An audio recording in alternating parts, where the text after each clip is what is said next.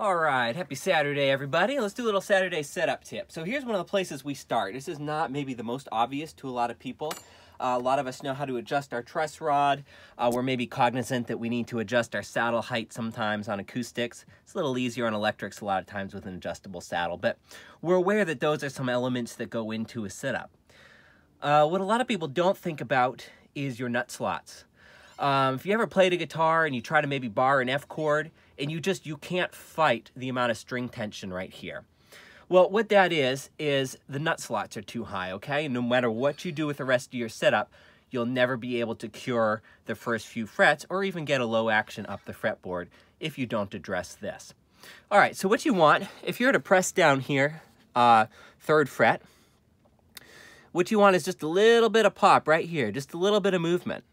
So we've got this one already dialed in. It's already really nice and low. It's not buzzing, but it's as low as it's gonna go, okay? So that means when you're barring an F chord or playing any of these lower frets, you're not fighting that string height.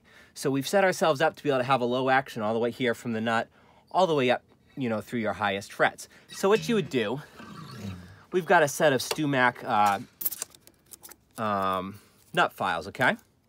So this one, we're going to use this gauge here. And again, we've already done it, but I'll just kind of show you what we've done.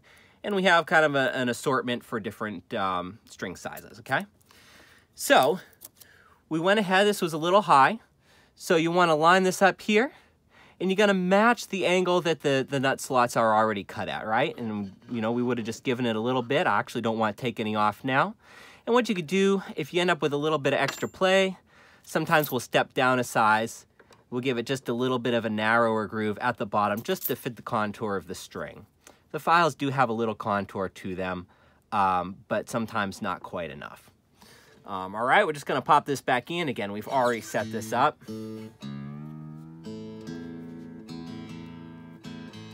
But what this has allowed us to do, and this is a part of what we do in every setup, is now we're playing with a truss rod set and with our saddle height correct. We've got our action down to 3/32 inch on the low E, 12th fret, 2/32 on the high E, 12th fret. That's a really nice action. So what we've been able to do is take a mid-range guitar, set it up like a really high-end guitar.